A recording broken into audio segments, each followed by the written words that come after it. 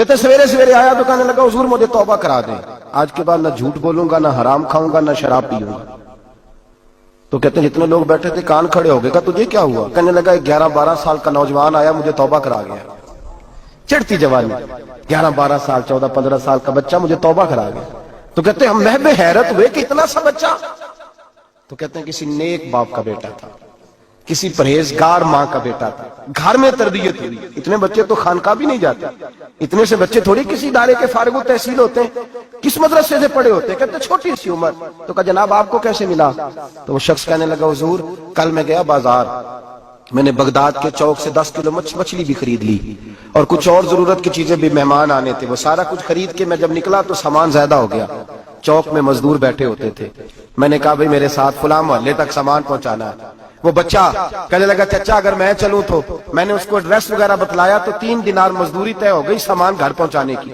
کہتے میرے ساتھ وہ نکلا اور جب رستہ طے کرنے لگا تو رستے میں گرمی بڑی سخت تھی، ظہر کا وقت تھا، ذرا ہم نے چند قدم اٹھائے، 2-4 گلیاں گزرے تھے کہ اذان ظہر کی آواز آنے لگی۔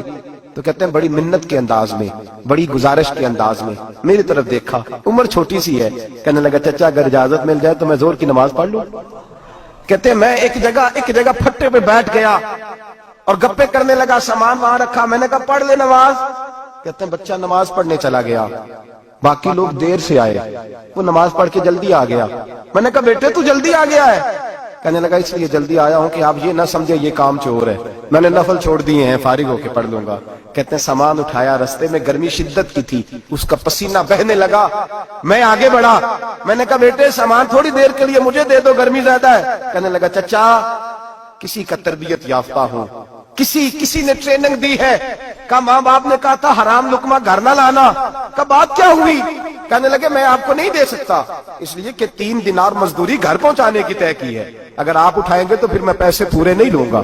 دامان نے توکل کی یہ خوبی ہے کہ اس پر پابند لگے ہوتے پر دھبے نہیں ہوتے، میں پھر مزدوری پوری نہیں لوں گا، پیسے کم لوں گا۔ کہتے ہیں میں محو حیرت ہو گیا، اس جوان کی بات نے میرے سارے وجود تھر تھر کما ڈالا کہ اس دور میں اس قسم کے لوگ۔ کہتے ہیں گھر لے گیا اس کو، میں سامان رکھا، میں نے کہا تم یہاں ٹھہرو میں 3 دینار مزدوری لاتا ہوں۔ کہتے ہیں پیسے لینے گیا تو بیوی کو بتایا بڑا نیک ہے، بڑا پرہیزگار جوان ہے، کہنے لگی روٹی پکی ہوئی ہے، اسے کہو دوپہر کا کھانا کھا لے۔ کہتے ہیں میں باہر گیا، 3 دینار تھمائے، میں نے کہا بیٹے ایک بات مانو گے؟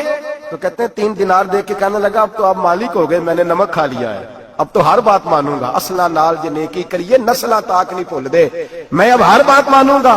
تو میں نے کہا دوپہر کا کھانا کھا لو۔ کہتے ہیں اس کی گردن جھک گئی اور بڑے دھیمے لہجے میں کہنے لگا میں نہیں کھا سکتا، میں نے روزہ رکھا ہوا ہے، روزہ رکھا ہوا ہے، نفلی روزہ رکھا ہوا ہے۔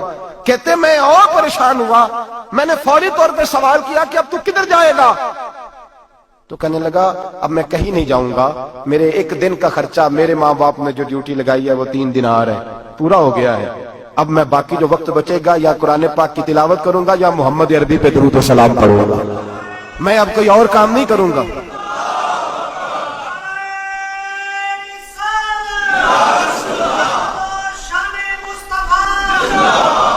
شخص کہنے لگا کہ میں نے کہا افطاری کر لینا، کہنے لگا مجھے مسجد بتا دو، میں جا کے اللہ اللہ کرتا ہوں، مجھے شام کو لے آنا۔ افطاری ہمارے ساتھ اس کی طے ہو گئی، مسجد چلا گیا، مغرب بعد لینے گیا تو کہنے لگا عشاء کے بعد آنا، اب تو میں نے پانی سے افطار کر لیا، کھانا کھانے جاؤں گا تو جماعت رہ جائے گی۔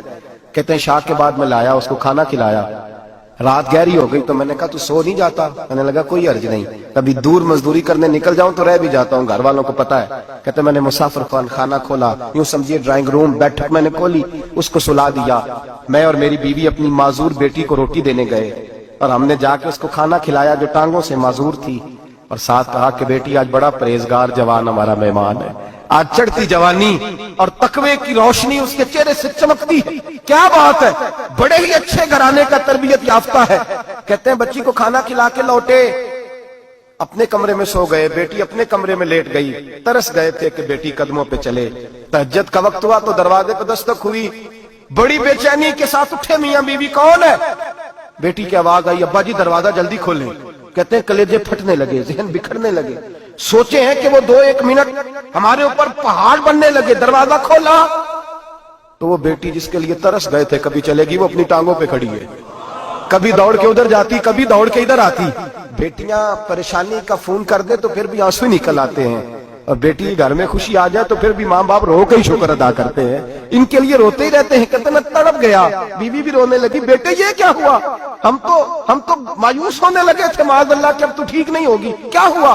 कहने लगे अब्बा जी अम्मा जी आपने बताया ना नेक जवान आया है, नेक आया है, तो मैं आप चले गए तो मेरे दिल में ख्याल आया, ए अल्लाह अगर वो वाकई नेक है तो उसके सदके मुझे शिफाई अता फरमा दे। या अय्युहल्लज़ीना आमनू इत्तक़ुल्लाह वब्तगू इलैहिल वसीला, ए अल्लाह सेहत ही दे दे। कहते अभी मेरी दुआ भी पूरी नहीं हुई कि मेरा वजूद हरकत करने लगा, और ये देखो मैं उठ के खड़ा हो गई हूँ।